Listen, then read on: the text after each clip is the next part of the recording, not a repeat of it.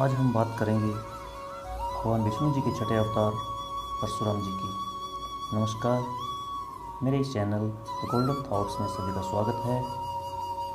परशुराम जी त्रेता युग में एक ब्राह्मण ऋषि के घर जन्मे थे, जो भगवान विष्णु के छठे अवतार हैं। परशुराम का उल्लेख रामायण, महाभारत, भागवत पुराण, कल्कि पुराण इत्यादि अनेक ग्रंथों में किया गया है।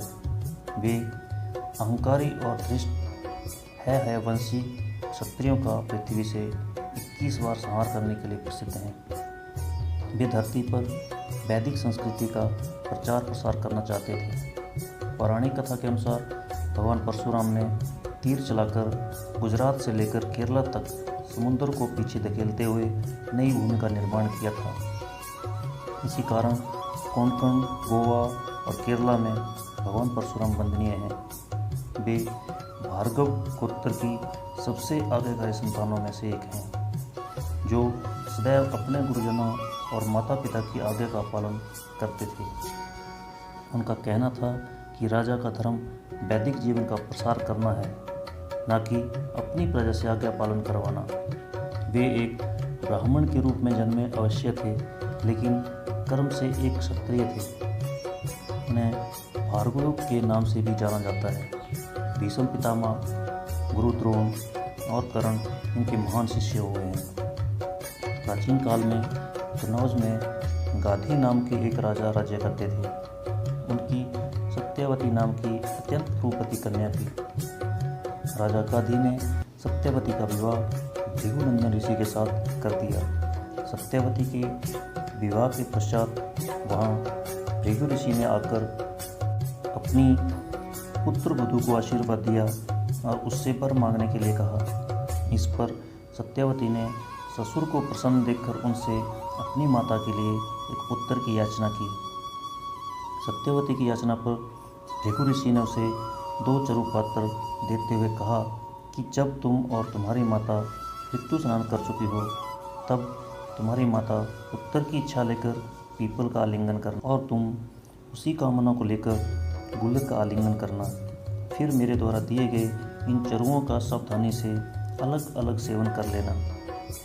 इधर जब सत्यवती की माँ ने देखा कि भृगु ने अपनी पुत्रवधू को उत्तम संतान होने का चरु दिया है, तो उसने अपने चरु को पुत्री के चरु के साथ बदल दिया। इस प्रकार सत्यवती ने अपनी माता वाले चरु का सेवन कर लिया। योग शक्ति से ऋषि भृगु को इस बात का ज्ञान हो गया और अपनी पुत्रवधू के पास आकर बोले, पुत्री, तुम्हारी माता ने तुम्हारे साथ छल करके तुम्हारे चरु का सेवन कर लिया है, इसलिए अब तुम्हारी संतान ब्राह्मण होते हुए भी क्षत्रिय जैसा आचरण करेगी और तुम्हारी माता की संतान क्षत्रिय होते हुए भी ब्राह्मण जैसा आचरण करेगी। इस पर सत्यवती ने ऋषि भृगु से विनती की, आप आशीर्वाद दें कि मेरा पुत्र ब्राह्मण का ही आचरण करे, भले ही मेरा पौत्र क्षत्रिय जैसा आचरण करे। भृगु ने प्रसन्न होकर उनकी विनती स्वीकार कर ली। समय आने पर सत्यवती के गर्भ से जमदग्नि का जन्म हुआ। जमदग्नि अत्यंत तेजस्वी थे। बड़े होने पर इनका विवाह प्रसन्नजित की कन्या रेणुका से हुआ। रेणुका से उनके 5 पुत्र हुए, जिनके नाम थे रुकुमवान, सुखेन, वसु, विश्वनाश और परशुराम।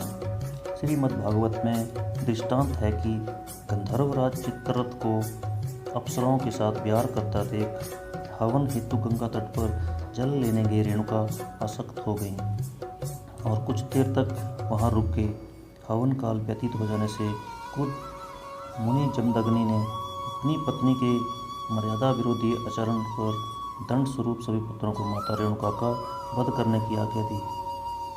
अन्य भाइयों द्वारा ऐसा दुस्साहस न कर पाने पर पिता के तपोबल से प्रभावित परशुराम ने पिता की आज्ञा का पालन किया और अपनी माता का सिर काट दिया और उन्हें बचाने आए अपने समस्त भाइयों का वध कर डाला। उनके इस कार्य से प्रसन्न जमदग्नि ने जब उनसे वर मांगने को कहा, तो परशुराम ने सभी को पुनर्जीवित करने का वर मांगा। परशुराम अपने माता पिता का बड़ा भक्त था। हय वंश के क्षत्रियों में एक सहस्त्रार्जुन नाम का राजा हुआ। परशुराम ने इसी राजा और इसके पुत्र पौत्रों का वध किया था और उन्हें इसके लिए 21 बार युद्ध करना पड़ा था। इसी वशिष्ठ से सांप का भाजन बनने के कारण शस्त्रार्जुन की मति मारी गई थी। शस्त्रार्जुन ने परशुराम के पिता जमदग्नि के आश्रम में कपिला कामधेनु गाय को देखा और उसे पाने की लालसा से मैं बलपूर्वक आश्रम से ले गया। जब परशुराम को यह बात पता चली तो उन्होंने पिता के सम्मान के खातिर कामधेनु वापस लाने की सोची और शस्त्रार्जुन से उन्होंने युद्ध किया।